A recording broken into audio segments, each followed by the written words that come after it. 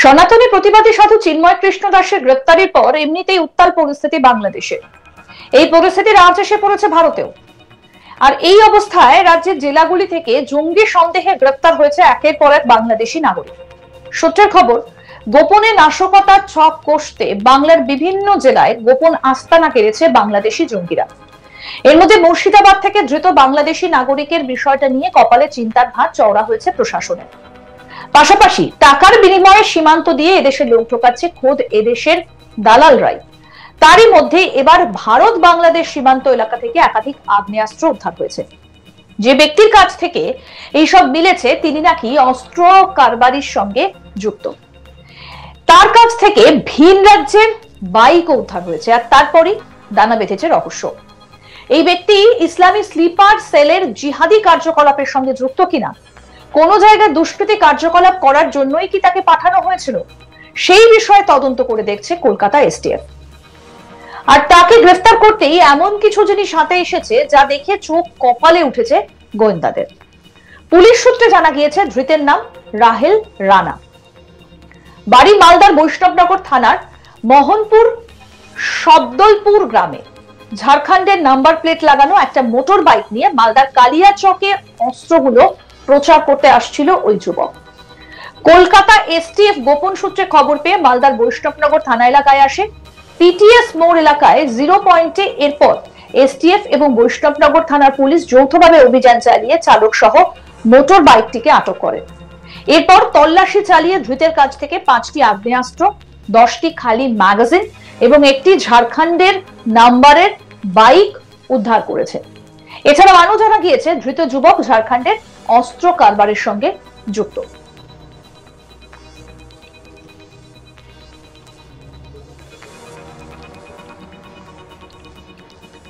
দক্ষিণ মালদার জেলা বিজেপির সাধারণ সম্পাদক অম্লান ভাদুরী বলছেন, মালদা অস্ত্রাগার হয়ে গেছে। তৃণমূল নেতাকে শেষ করে দেওয়া নিয়ে বছরটা শুরু হয়েছে। তারপর আমরা পরপর 5 থেকে 7টা এই ধরনের ঘটনা দেখলাম, কিন্তু পুলিশের অদ্ভুত রোল। এবং তিনি আরো বলছেন, অস্ত্র সহ ক্রিমিনাল ধরা পড়েছে। পুলিশের বক্তব্য, ঝাড়খণ্ড থেকে অস্ত্র নিয়ে এসে বৈষ্ণবনগর থেকে সারা মালদায় পৌঁছে দিচ্ছে। পুলিশ কিছু করছে না, কারণ তৃণমূল নেতাদের প্রত্যক্ষ বা পরোক্ষভাবে যোগাযোগ আছে বা এরা তৃণমূলের সমর্থক কর্মী। কি বলছেন বিজেপি নেতা অম্লান ভাদুরী, শুনবো। অস্ত্রাগার হয়ে গেছে, মানে অস্ত্র, আগ্নেয়াস্ত্র, মনে হচ্ছে এদের উপরে মালদা জেলাটা আছে। বছরটাই শুরু হয়েছে, তারপর আমরা পরপর 5-7, কিন্তু পুলিশের অদ্ভুত রোল। আবার অস্ত্র সহ আজকে 5টা অস্ত্র সহ ক্রিমিনাল ধরা পড়েছে। পুলিশের বক্তব্য, এরা ঝাড়খণ্ড থেকে অস্ত্র এনে বৈষ্ণবনগর থেকে সারা মালদায় পৌঁছে দিচ্ছে। তো আমার বক্তব্য, এতদিন ধরে এত অস্ত্র মালদা জেলায় মজুত হচ্ছে, আসছে, তার খবর কি পুলিশ রাখছে না? না, পুলিশ কিছু করছে না, কারণ এদের সঙ্গে তৃণমূল নেতাদের প্রত্যক্ষ বা পরোক্ষ যোগাযোগ আছে, বা এরা তৃণমূলের সমর্থক কর্মী। এরা ভোটের সময় সন্ত্রাস করবে এই অস্ত্র দিয়ে, সেই কারণে পুলিশ চুপ করে আছে। আর মাঝে মাঝে আইওয়াস করার জন্য 2-1টাকে ধরে তারা জেলে পাঠাচ্ছে। এই ব্যবস্থা চলতে পারে না। সালা জেলার ল অ্যান্ড অর্ডার একদম ভেঙে পড়েছে। পুলিশ যদি এরপরও সক্রিয় না হয়, তাহলে জেলা কোন দিকে যাবে আমরা কিন্তু সবাই আতঙ্কিত আছি। ইংরেজবাজার পৌরসভার চেয়ারম্যান তথা রাজ্য তৃণমূলের সহসভাপতি কৃষ্ণেন্দু নারায়ণ চৌধুরী বলছেন, আমি যেটুকু জানি বর্ডার এলাকায় ক্রাইম করে এরা। বিএসএফ ধরেনি, আমাদের পুলিশ ধরেছে, তার মানে আমাদের পুলিশ অ্যাক্টিভ। মানবিক মুখ্যমন্ত্রী স্টেট বলে দিয়েছেন, কোনো রং দেখা হবে না, কোনো ধর্ম দেখা হবে না, যে ক্রিমিনাল তার বিরুদ্ধে অ্যাকশন নিতে হবে। এবার শোনাবো কি বলছেন তৃণমূলের সহসভাপতি কৃষ্ণেন্দু নারায়ণ চৌধুরী, শুনুন। এরিয়ায় ক্রাইম করে এরা, বিএসএফ ধরেনি, আমাদের এসটিএফ ধরেছে, পুলিশ ধরেছে।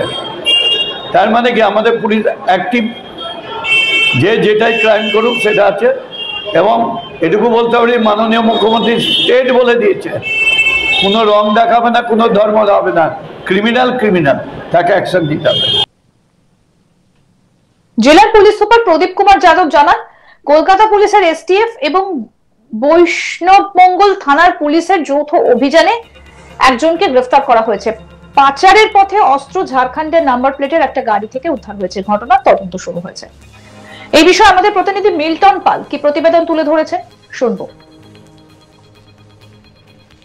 ভারত বাংলাদেশ সীমান্তবর্তী বৈষ্ণবনগর থানা এলাকা, আর এই থানা এলাকার পিটিএস মোড় যে এলাকা রয়েছে সেই এলাকা দিয়ে সন্দেহভাজন ঝাড়খণ্ডের নাম্বার প্লেট লাগানো একটি মোটর বাইক সেখান দিয়ে যাচ্ছিল এবং কলকাতার এসটিএফ এবং বৈষ্ণবনগর থানার পুলিশ যৌথভাবে ওই এলাকায় অভিযান চালিয়ে এক যুবককে আটক করে এবং তার গাড়ি তল্লাশি চালিয়ে 5টি আগ্নেয়াস্ত্র উদ্ধার হয় এবং পাশাপাশি 10টি ম্যাগাজিন, খালি ম্যাগাজিন ছিলেন, সেই ম্যাগাজিনগুলো উদ্ধার হয়েছে। ইতিমধ্যে এই ঘটনা ঘিরে চাঞ্চল্য ছড়িয়েছে। এক যে যুবককে আটক করা হয়েছে তাকে তল্লাশি যে 5টি আগ্নেয়াস্ত্র উদ্ধার হয়েছে তার নাম হচ্ছে রাহেল রানা। তার বাড়ি মালদার বৈষ্ণবনগর থানা এলাকাতে, কিন্তু তার যে শ্বশুর বাড়ি তার শ্বশুর বাড়ি রয়েছে ঝাড়খণ্ডের সাহেবগঞ্জ এলাকাতে। সেখানে তিনি একটি গাড়ি ঠিকঠাক করার কাজ করতেন, আর এরপরে সেখান থেকে সে এই 5টি আগ্নেয়াস্ত্র বিহার থেকে সংগ্রহ করে এবং সে সেখান থেকে সংগ্রহ করে মালদাতে আসে এবং সেখান থেকে তিনি তার যে হ্যান্ডেলার অর্থাৎ যে নেওয়ার কথা ছিল তার কাছে পাচার করতে আসছিলেন। কিন্তু কলকাতা এসটিএফ এবং বৈষ্ণবনগর থানার পুলিশ ঘটনার খবর পেয়ে তাকে আটক করে তল্লাশি চালাতেই এই 5টি আগ্নেয়াস্ত্র উদ্ধার হয়েছে। পাশাপাশি 10টি ম্যাগাজিন উদ্ধার হয়েছে এবং একটি মোটর বাইক উদ্ধার হয়েছে, যে মোটর বাইকটি ঝাড়খণ্ডের নাম্বারে।